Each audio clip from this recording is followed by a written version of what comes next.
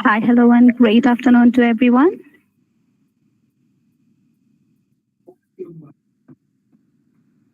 Guys, are you there? Yes.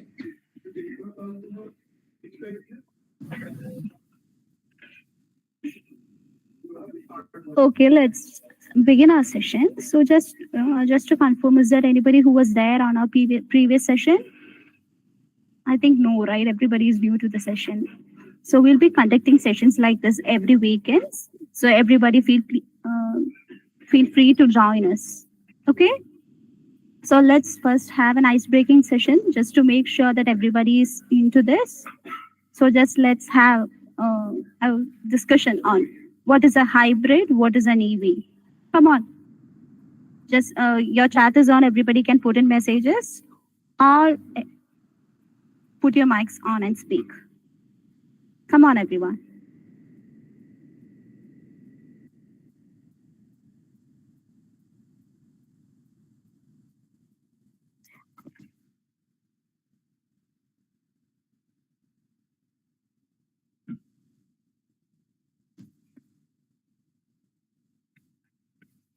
I think people are joining, so let's wait for 2 more minutes. By the time everybody, please put in your thoughts and ideas on EVs and hybrids. What do you feel? Who is high in the market? Everything. Please join in the discussion.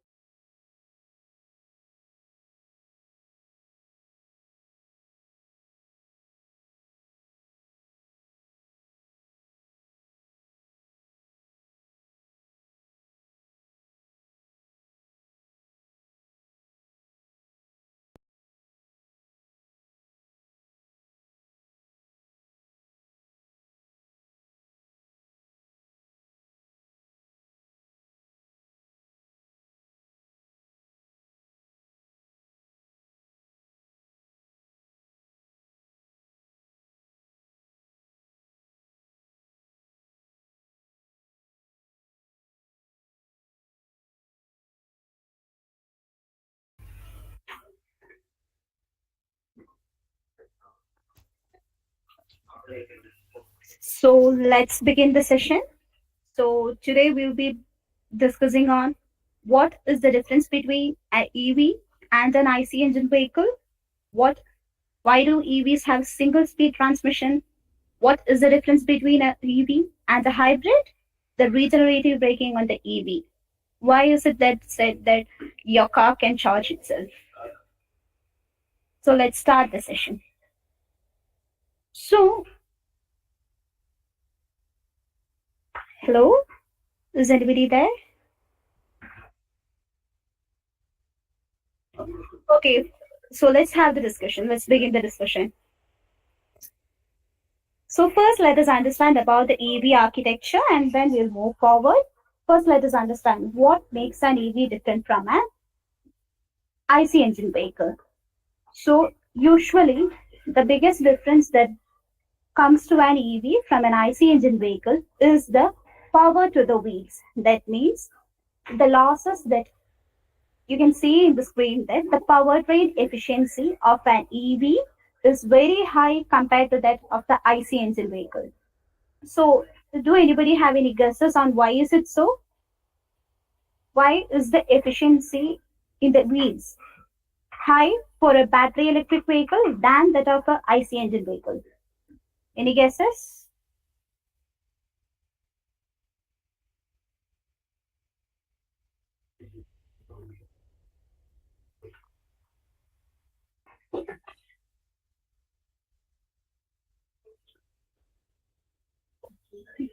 So what makes an EV different from an IC engine vehicle is the entire process, right? In an EV, you are having a motor, right? So we'll get into the powertrain first. So here, what you can understand is that in the case of an EV, there is no source losses like combustion, friction, pumping, exhaust heat. These losses, that is, the losses you find here, the engine losses is not present in the case of an EV. And for an IC engine vehicle, these losses are present. As a result, the efficiency that the vehicle delivers to your that the motor delivers to your wheels would be high in the case of a battery electric vehicle and less in the case of an IC engine vehicle. Here you can see that in the screen, when you are taking the losses and total losses that is existing in a vehicle, rest all the losses can exist in an EV, but still we can expect the efficiency between 65 to 86% in the case of a battery electric vehicle, and compared to a battery electric vehicle, all the other vehicles have these performance. Moving forward. So in the case of the powertrain efficiency, the EV wins the game, right? So this is how your EV architecture, or this is how your EV looks like. So here you can see multiple components. We'll start from your onboard charger. From here we'll go like this. From your charging port, transmission, your onboard charger, your battery, your thermal system, that is your cooling system, your DC to DC converters, your power electronics controllers, your traction motors, and your traction battery pack. So these are the components, but this is a bit, that means there is a lot of components in the screen, right? So let's just bring it into a smaller shape. So we'll understand how any simple system works. That is, how any simple electric vehicle, let it be a two-wheeler, a three-wheeler, or a four-wheeler, the fundamentals of any of these is this. That is your onboard chargers to your battery pack, from there to the inverters from the inverters to the motors. There you will be having the controllers and the converters, and from that to the wheels. This is the simple power flow transmission, power flow in an EV.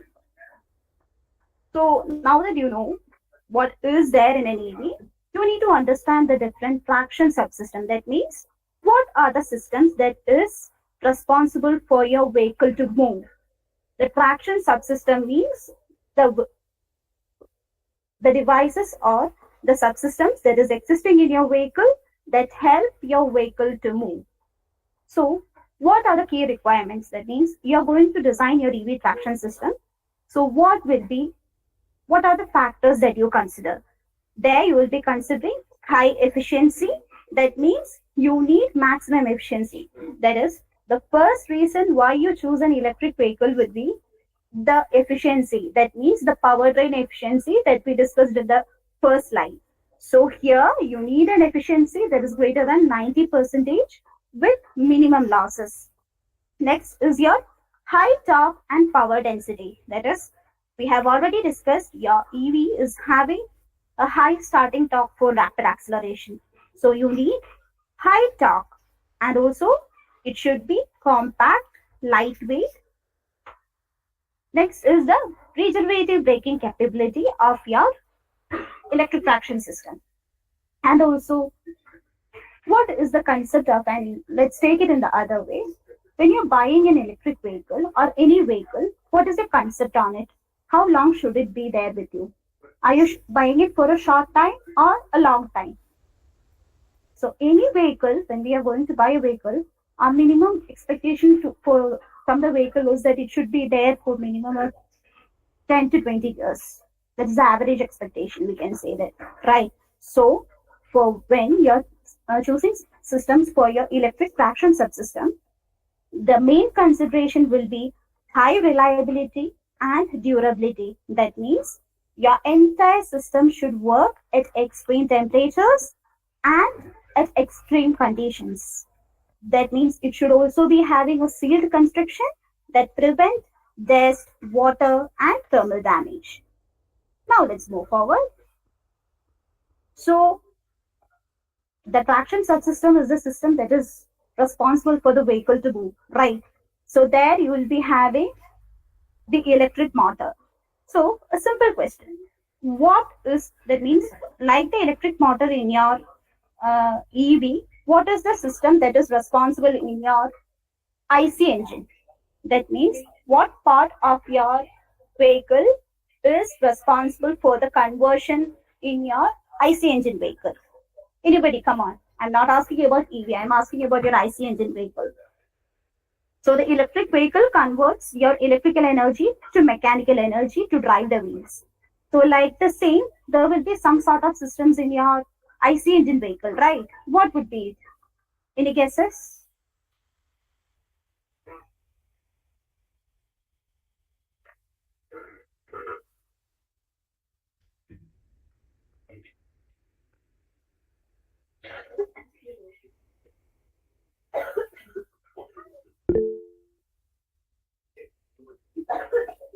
No, not the alternator. But thank you, Saroj. Come on, everybody. Please post some your ideas in the comment box. Yes, there is somebody who's there in the past class, right?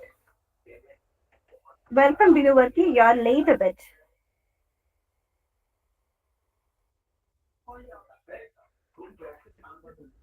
Actually, I got the notification just now. That's the reason. Okay, it's okay. It's okay. Happy to see you back. Thank you for joining the session. So here the question was that just like the electric motor, there is some sort of system in your IC vehicle, right? The equivalent in the IC vehicle.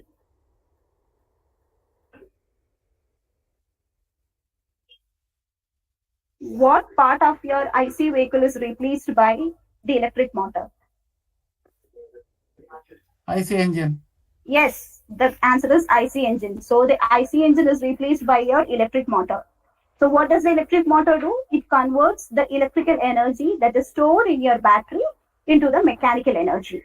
So it will propel your wheels. So whenever you're going to select an electric motor, what you fundamentally see is that it is what you can say the fundamental device of your electric vehicle. So it should be having power and torque, it should be having efficiency, and also it should be compact and lightweight. That means the electric motor was going to add into your entire weight of the vehicle. So we need it to be compact and lightweight. Also there should be space optimization. That means we need maximum power and torque in a minimum compact size. Now let's move forward. So in the screen, what you see are the major types of motors that is being used in your EV. And I won't be going to the deep technical side, but for you to give you an insight, that means if most of you will be automotive enthusiasts or somebody who wish to know what is an EV. So here in any EVs, the fundamental motor types that are being used is fundamentally most of the motors used in EVs are, we can say about 80% are AC motors. That means they work on AC. So here you can see BLDC motors, PMSM motors, induction motors, and switch reluctance motors. These are the major types of motors that is being used. Here, let us take each case. That means for which EV you are choosing which motor.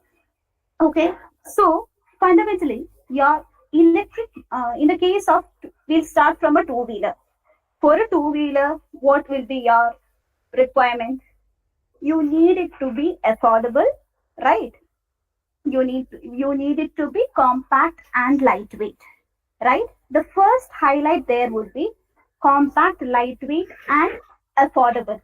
So here, for a two-wheeler, you are not looking towards your ride comfort, your other parameters, but major concern will be your good torque and moderate power, right?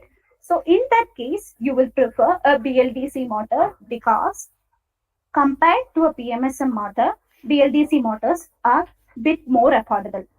The next choice is three-wheelers. For a three-wheeler too, you will be used there too. There is a constraint called as the cost. Okay, so for a three-wheeler, you will also consider the cost. Also, we won't be going much deep into the passenger comfort, etc. Right? Three-wheelers means usually it would be, we can say, the auto rickshaws or the heavy last mile mobility services. So these cases too, we need it to be affordable. As a result, we depend on BLDC motors. Next is your PMSM motors. So PMSM motors is a permanent magnet synchronous motors, and we can say as of now, the electric vehicle system, the entire four-wheeler and the performance vehicles is being ruled by the PMSM motors. The major reason, the efficiency is high, they have high torque and power density, they are compact and lightweight. Here you can see that they are costly, that means they are expensive. So, and also in the case of your two-wheelers and three-wheelers, we are not looking forward to the regenerative braking, right? You are not looking forward to regenerate. That means there is very less options for regenerative braking. Although I agree to the fact that some of the new vehicles that is into the market have said that they are providing regenerative braking, but it is not efficient. But in the case of a four-wheeler, that means all EVs provide regenerative braking, and for it to be efficient, you need a PMSM motor. Okay, next is your induction motors. Induction motors was used, but what happens is that, just a simple question, how is the speed controlled in your EVs? How is the speed controlled in your EVs? Anybody, you can use the chat box or you can just unmute yourself and speak.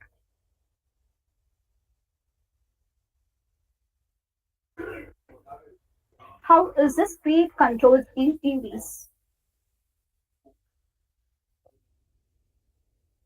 Okay, by using the throttle, I agree. I'm asking the fundamental. That means by using the throttle, that means, yes, Neharka Roy has been very precise by FOC for the motor. So let me not introduce those terminologies. Let's make it simple. The controllers, right? We use controllers, and the controllers help you to achieve. That means throttle is our sort of input. How is that input being reached into your vehicle? How is it being converted into a signal that is need to your motor to increase the speed? This process is done by your controllers. So controllers help your vehicle for these things. Okay. And in the case of a BLDC and PMSM, there are multiple control techniques, and in the case of an induction motor, these control techniques is very costly. As a result, what happens is that your controller becomes very costly, so we are not much relying on induction motor. The motor as such is cheap, but what happens is that we need a controller for controlling everything, right? That part becomes costly. As a result, nowadays you cannot find induction motors in your EVs. The last one is the switched reluctance motors. That means a area of vast research. That means multiple companies are coming up with multiple new inventions in this area. But as of now, we cannot say what is the budget trend or what is the how it is going to affect the commercial vehicles, etc. So as of now, these are the 4 motors that you can find in your EV segment. Now, moving forward. So here you are having an inverter. So what does an inverter do?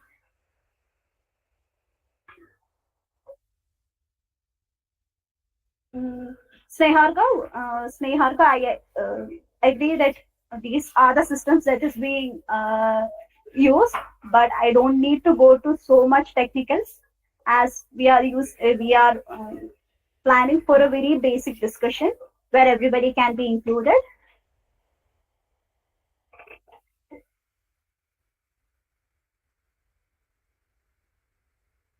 So what is the function of an inverter? That was the question. Yeah, okay, fine. Yes, I get to it. Yes, it convert. Is it the same? Sriran? I think you got a bit confused. It is the other way around. Yes, it is DC to AC. Yes, that means an inverter is a power electronic device that converts your DC power to AC power. So, any idea where will it come in your vehicle? So, I said that there is inverter in your vehicle. It converts. So, I have already mentioned it, right?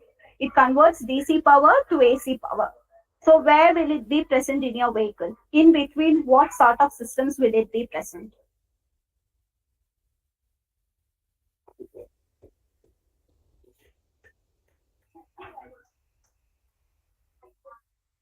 Yes, in between the battery and the motor. So your inverters will be present in between your battery and the motor. And what they does is that they convert your DC that is required, that is taken from your battery, and convert it to AC and feed it into your motor. Okay. So what are the functions, or what we can say, while we are placing an inverter, what we expect from it.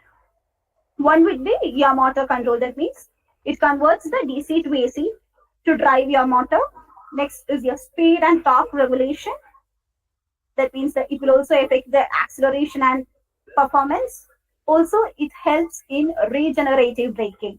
So, the regenerative braking is the process in which the kinetic energy, that means usually when you're braking in your IC vehicles, what happens is that your energy during the braking is lost as heat, right? There will be wear and tear of your tires and your systems, your brake pads.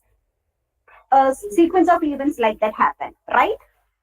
But here what we do is that at this moment, your motor will work as a generator and convert that kinetic energy into electrical energy and store it in the battery. This is the process that is happening there. So this is being governed by your inverters. So the next is that your inverters improves the performance. Also, it reduces the noise. So these are the functions that we can expect of a inverter. Moving forward is your energy subsystems. So anybody, can you just say that what are the energy subsystems? Or can you are in the screen, you can see a diagram that shows cell to module, module to battery pack. Can somebody explain it for me? I can find multiple people who's having keen interest in EV. That's the reason why I'm keeping it as a discussion. Of course, Sneharka. Yes, actually, if you see that in a battery pack, the battery cells are to be located where it will be, that means will be at series and parallel wise. So the cell is 3.6 kilovolt, 3.6 volt, and there is some energy capacity in milliampere. So whenever that voltage, that means the battery in series, the voltage will be counted in battery pack actual voltage, and when that it will be connected in parallel, that the battery pack, it will be in uh, ampere hour energy capacity. Okay, so whatever you said is correct, but that was regarding the series parallel connections. My question was, what is the cell module battery pack? So battery cell is the one battery cell, and when it will be, the battery cell will be placed, the number of battery cell will be placed in a pack. So then its battery. Is it Okay. the BMS included in the battery pack? No, as of now, we cannot. That means you have both options. That means for a two-wheeler, there comes some company comes up with the same thing, that you will be having a small display which displays your BMS.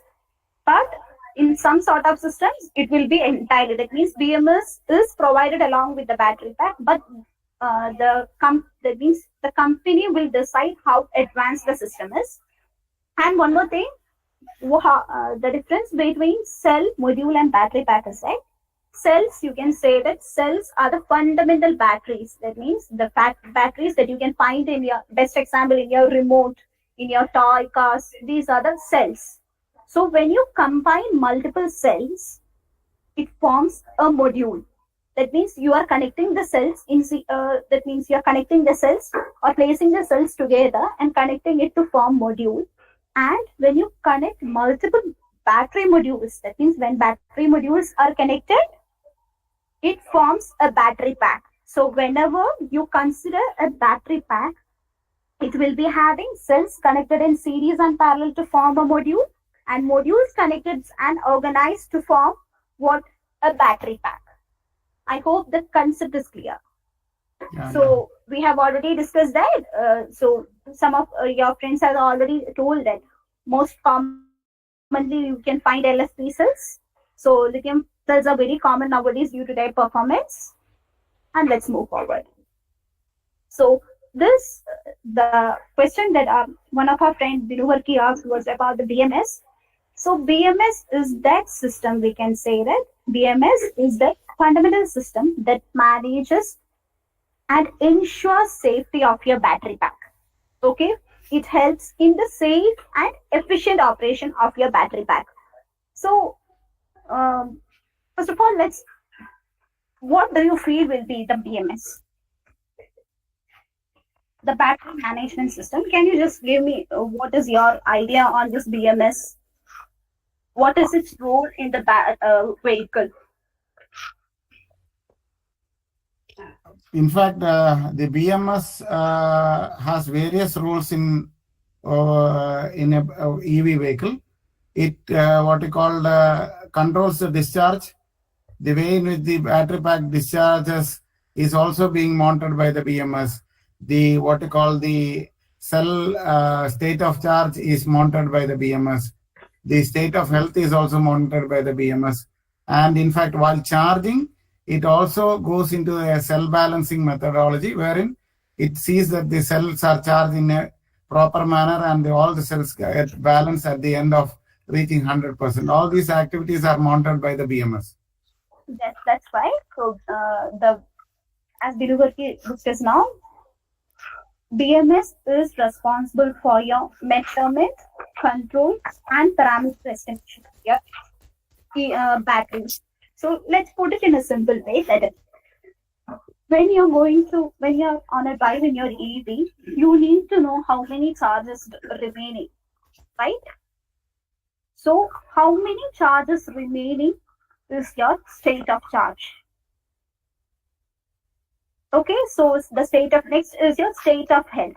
So state of health is okay. The best example is that in the case of your mobile phones, everybody is using that, right? Our mobile phones. When you are initially buying a mobile phone, how that means your charging percentage will be 100% at first, and gradually it will decrease. Have anybody noticed that?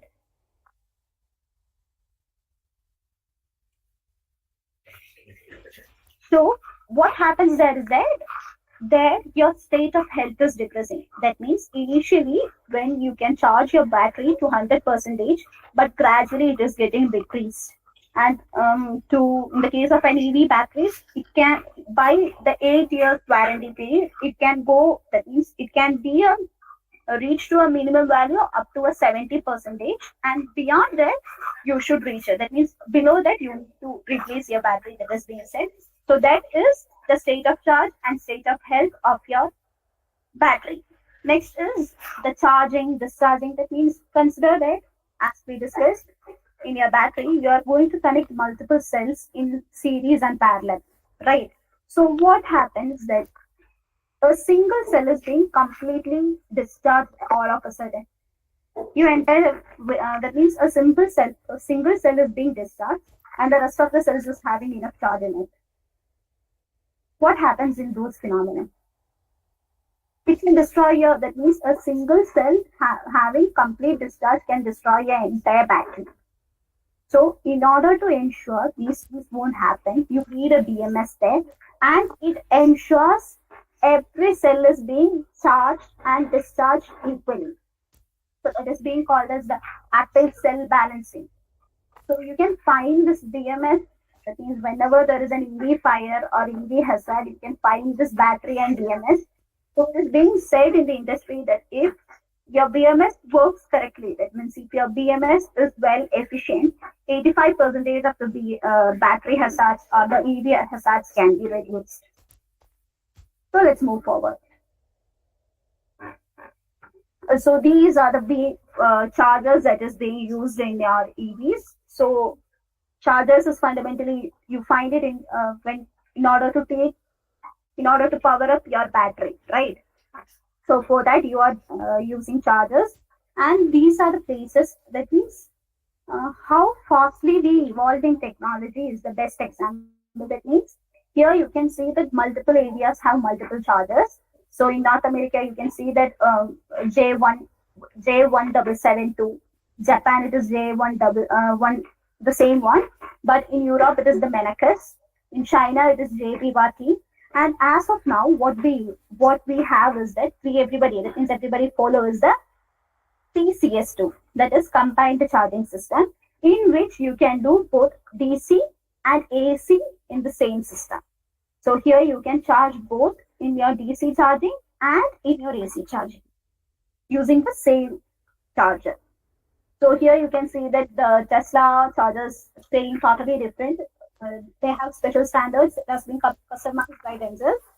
That means their charging stations are exclusively for Tesla market. So what are the functions of any charger? That means what should an EV charger cater to? So the first thing would be the AC to DC conversion. After that, it would be the charging control and the communication. That means the chargers communicate with your external charging infrastructure to manage your charging speed and optimize your battery life. So now regarding our hybrid electric vehicles, so basically you can see in your screen that there is multiple classifications for EV. Okay, the mild, medium, and strong hybrid electric vehicles. Next is your series hybrid, your series parallel, and your series parallel hybrids. Next is your EVs based on the position. That means classifications based on the position of your motors. And the last one is based upon the number of motors. If there is more than a single motor, double motor, and more than 2 motors. These are some of the classifications of EVs. And what primarily today we will focus is that based on the degree of hybridization and your IC and motor interaction. Okay. So, why is there an relevance in the EV hybrid electric vehicle segment? What is a hybrid electric vehicle? Anybody? You can unmute yourself or just post it in the chat box.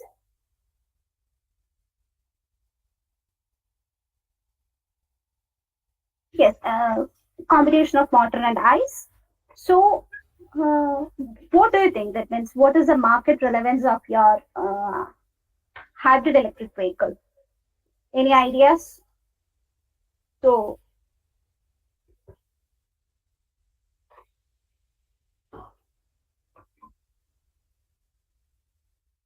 I hope my screen is visible now. So here you can see the blue region which is being highlighted in the screen is the China's battery electric vehicles count. So here it is the blue region that is being highlighted is your battery electric vehicle. And now what you can see is that the highlighted region is China's plug-in hybrid electric vehicle. That means their market catch in the hybrid is very less. But when you compare it to the rest of the world countries, that is in Europe, you can see that the battery electric vehicles. So I hope my screen is still visible. And in the case of Europe, you can see the area highlighted is your battery electric vehicle, and that of plug-in hybrid electric vehicle. See, China, the battery electric vehicle is 16.1 million. Your plug-in hybrid electric vehicle is 5.8 million. Battery electric vehicle in US is 3.5 million. And the rest of the world, it is 1.9 million. So we'll just focus on your plug-in hybrid electric vehicle.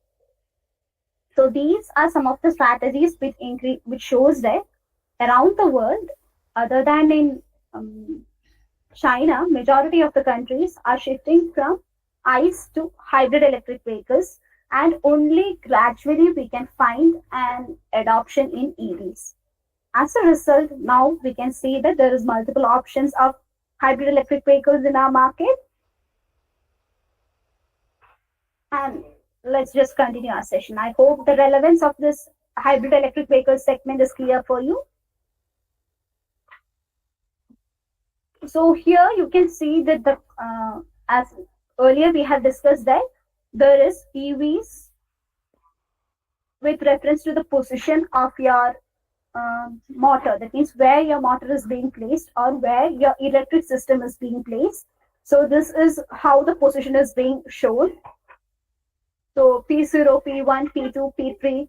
So what does P0? That means each placement signifies each type. That means how much they can contribute to your ICE system. How much your electric system can contribute to your ICE system. So if it is P0, it means it will be a mild hybrid. At that moment, your vehicle can only, that means your EV electric motor can only support in your start and stop. And if it is in the P1, here, P1 position, what does it mean?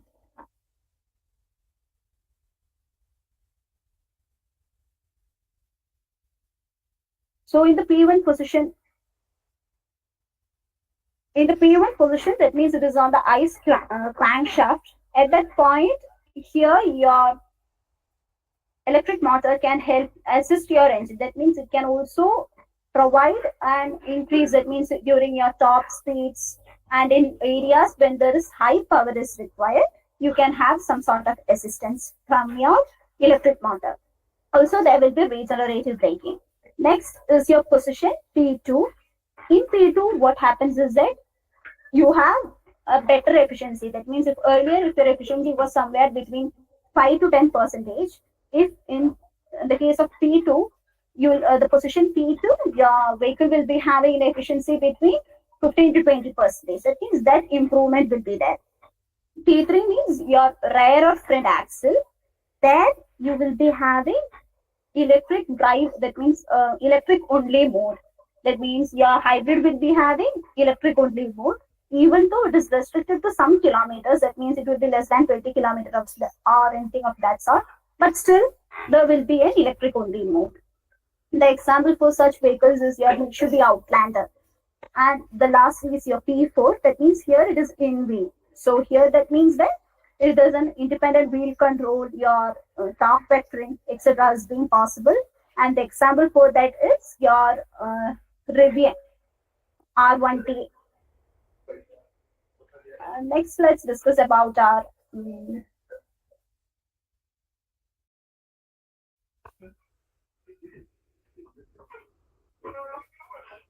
next. So we have already discussed this. Next is your series hybrid electric vehicles. So we have already just said that what happens is that what is a series parallel and series parallel hybrid is that how is your electric system, that is your electric motor, power converter and battery being inculcated into the system. Here you will be having what sorts of power transmission, these things is being discussed in your series hybrid, parallel hybrid and your series parallel hybrid. So in the case of a series hybrid, what happens is that here from the fuel tank, your energy will be supplied, that means your IC engine will be working with the help of the fuel from your fuel tank, and from that it will be given to your generator. Your generator will be generating electricity and giving that to the motor, and the motor will drive the wheels. So here the power flow is from fuel to IC engine to generator, from your generator to your power converter to your electric motor, and then to the transmission.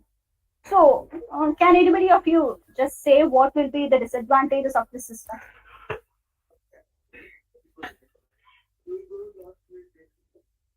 Please, anybody. What will be the disadvantages of a series hybrid electric vehicle? As we said that here everything is connected in series. There is no electric only mode, and you can say that there is no IC only mode. It is a combination of both. Yeah, it is. Of course, I agree to the fact that your IC engine is only used for the charging battery only. So, do you feel the system as efficient? Is the system efficient? No. Yes, because it is adding complexity to the existing system, right? That means inculcating a generator DG set. That means your motor and your generator set, increasing the power converter, battery, and everything is being increasing, and still you don't find the relevant advantage or increase in efficiency as a result of these inclusions. So when we are discussing about the characteristics, here you can find that here there is a computer control. Your regenerative braking would be there. That would be, but still it is the efficiency of regenerative braking is very less.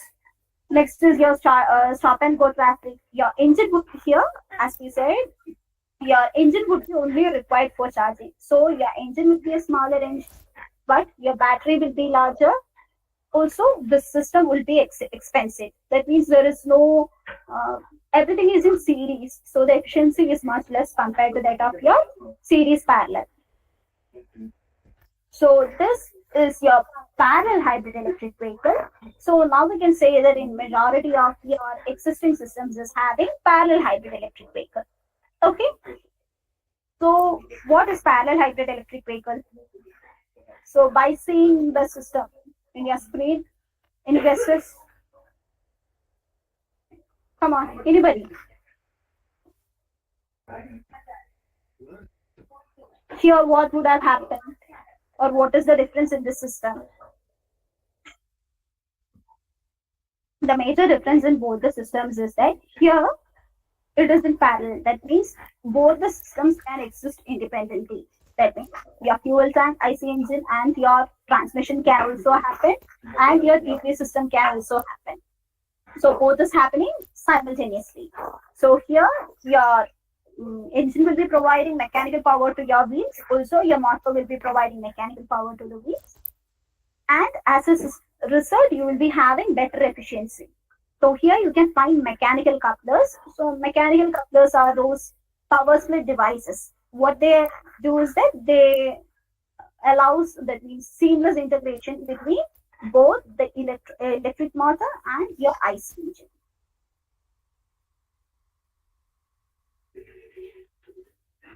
Yes, Neharka. Thank you for being the active participant. So the benefits of the system is that here, as we discussed, there is an electric only mode, there is an engine only mode, and a combined mode. So this combined mode will happen when you need to optimize fuel efficiency and performance. Here, the engine can also act as a generator to charge the battery during regenerative braking. Now, what is the benefits of the system? This system would be more fuel economy. That means fuel economy would be best. You will be having an extended electric mode, even though in this case we are not considering plug-in hybrid electric. We are just considering parallel hybrid electric vehicle.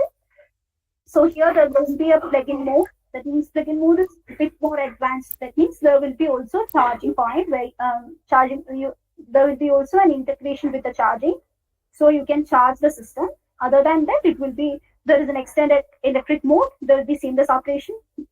So here it would be what are the cons or what are the disadvantages of this system is that here the system is a bit more complex. That means you need a fine tuning in the entire system. Also, it is higher maintenance. That means majority of these systems are higher maintenance, and also you need very efficient manpower to handle these systems. Next is your series parallel hybrid electric mode. So here what is that? It is a combination of both your IC system and your series hybrid electric mode and parallel hybrid electric mode.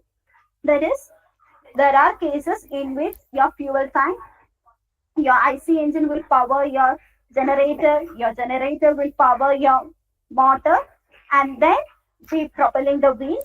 But also there will be cases where your fuel IC engine system can support the wheels, your electric motor can support the wheels, and the combined mode can also exist. So here there will be multiple modes of operation.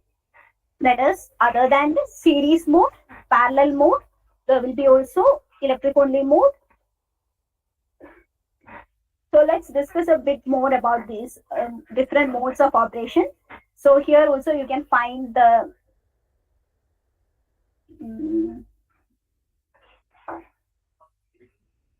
different modes.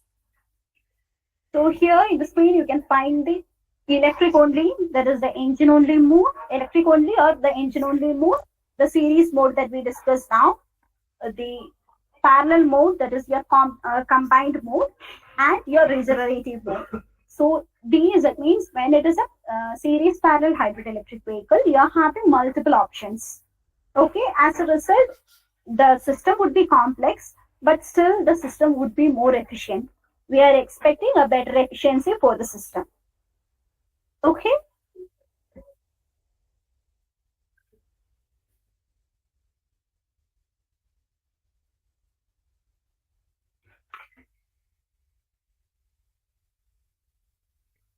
Just a second.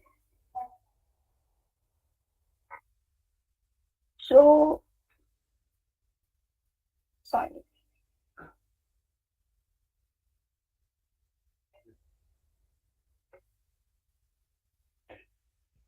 So we have already discussed regarding the series parallel and series parallel mode. Next is your different types of hybrid. That means we have already discussed that there will be systems hybridization. That means based on the degree of hybridization, there is a classification. So here you can find micro hybrid, mild hybrid, and full hybrid systems. So what is the difference between each system? So you can find gradually what we see is that in the case of a micro hybrid, there will be very less support of your system. That means your electric motor system will be giving less support. So in the screen, you can see here the voltage of your micro hybrid will be very less. That is from 12 volt to 48 volt. And for a mild hybrid, it will increase to 48 volt, between 48 to 200. And for a full hybrid, it will be, that means anything other than your 48 volt will be in the full hybrid. And here, what we expect is that in the case of micro hybrid, your electric motor will be helping in your start and stop, and also for regenerative braking. But in the case of your mild hybrid, it will be also helping in torque assistance.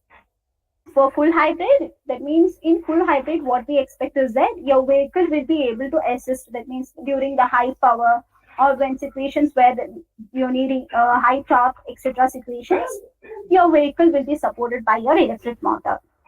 So in the screen, you can see that as the degree of hybridization increases, you can find the cost, how it increases, right?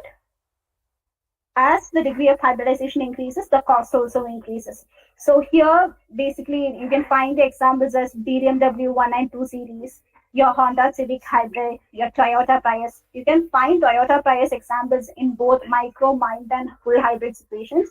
But now the most common is your full hybrid situations where their assistance would be more than 30%. But when we are discussing about your, why is there an EV hype now? Simple question. Why is everybody preferring an EV now?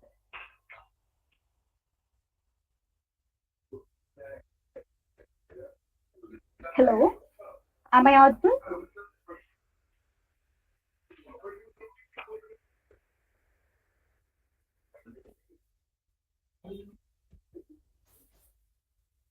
Hello? Yes, ma'am. Yes, ma'am. Okay, so I'm asking you, why is there a EV hype now? That means of these all years in which we have existed, why is there now an EV hype?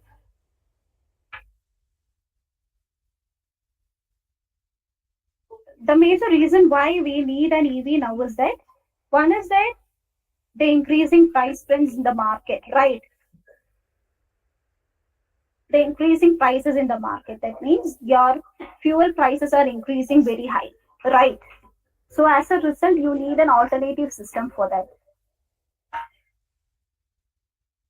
Yes, as Sneharga has pointed out, we need more efficiency, and also we, in the case of an EV, there is less mechanical parts, so there is less maintenance. But the primary concern, the primary reason why we are switching to EV is that it is more greener. That means we are, first thing is that if we are not considering or if we are inculcating more renewable sources, then EV is much greener than the existing systems.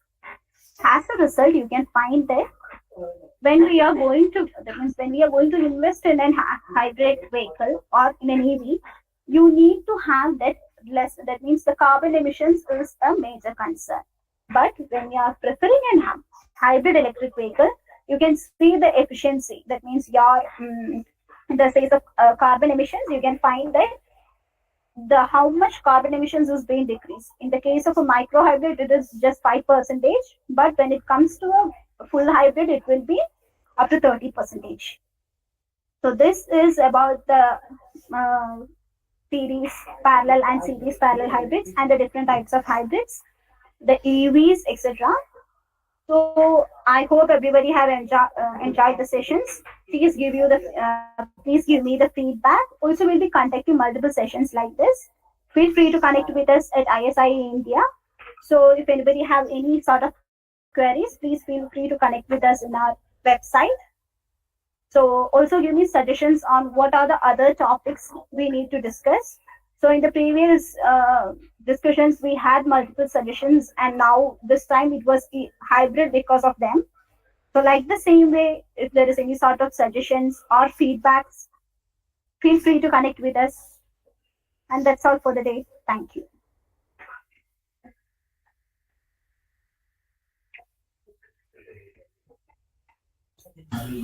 If you have any doubt, you can ask from the expert.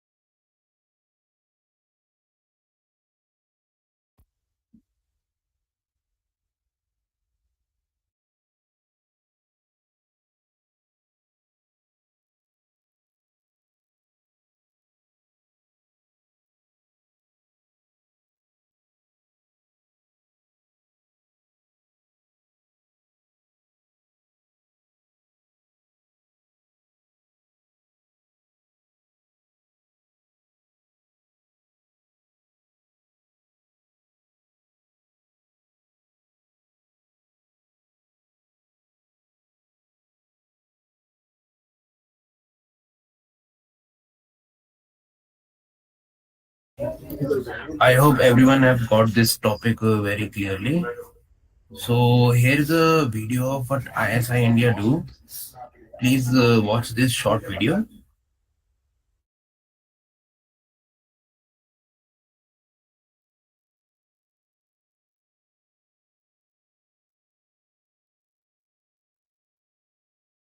Driving sustainability and fostering innovation have been the heart of ISA India's journey over the last decade. As the largest skill development organization in sustainable mobility in India, we have made a profound impact spanning 24 states and reaching communities across the country. Since 2013, our parent organization has been tirelessly working to create an ecosystem for skill development, research, innovation, and entrepreneurship in the electric vehicle industry. Through our state-of-the-art Center of Excellence, skill development programs, faculty development programs, corporate training sessions, CSR activities, and a wide spectrum of courses with live and recorded interactive classes, we have empowered individuals with the future-ready skills. Additionally, through national and international e-mobility events such as the Electric Solar Vehicle Championship, Formula Imperial, Indian Karting Race, and the E-Bike Design Challenge, we have provided a transformative platform for over 4 lakh students from more than 750 colleges and universities to showcase their innovative projects and ideas. Our unwavering dedication to excellence has been recognized with numerous prestigious honors, including the National Youth Award, EDN Star Award, Social Entrepreneurship Award, Titans of Technology Award, and many others. ISA India's initiatives have earned widespread recognition and support from the leading organizations such as NITI Aayog, MNRE, SMEB, AICTE, NSDC, and ASDC. Along with this, endorsement from over 100 plus automotive industry leaders and partnership with more than 900 academic institutions across India. The Center of Excellence, where education and skilling converge to drive innovation, skill development, and entrepreneurship. The Center of Excellence aren't just institutions, they are a hub of innovation and transformation. With specialized facility for IoT and embedded system, drone technology, electric vehicles, and solar energy, our centers are designed to equip individuals with the cutting-edge expertise and hands-on experience in the technologies driving the future of mobility and sustainability. This is more than a center. It's a platform for empowering the next generation of leaders. Unite education, innovation, and industry to create an industry-ready workforce equipped to meet the demand of rapidly evolving EV ecosystem. We bridge the gap between academia and industry through cutting-edge research, hands-on training, and dynamic collaborations. Our center stands apart with its state-of-the-art infrastructure, from state-of-the-art learning equipment to cutting-edge hardware systems.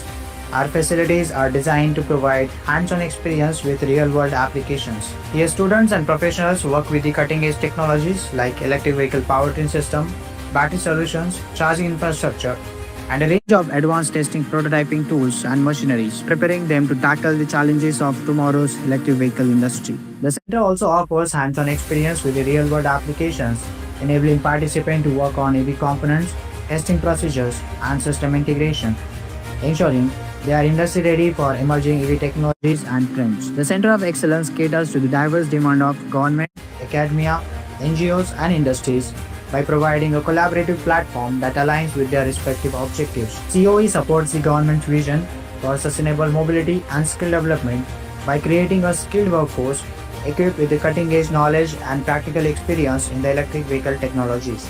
It bridges the gap between theoretical knowledge and practical application. It offers academic institutions access to advanced equipment, research opportunities, and industry-relevant curriculum. By providing students with a real-world exposure, the COE enhances the quality of education and contribute to the growth of specialized EV program and research.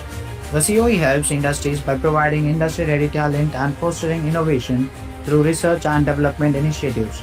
It collaborates with the businesses to address their technical need in EV hardware solutions, assist in workforce upskilling, and partners on R&D projects, enabling them to stay ahead in the competitive market. Not only this, it also collaborates with the NGOs to promote sustainable practices and provide training that empowers marginalized community.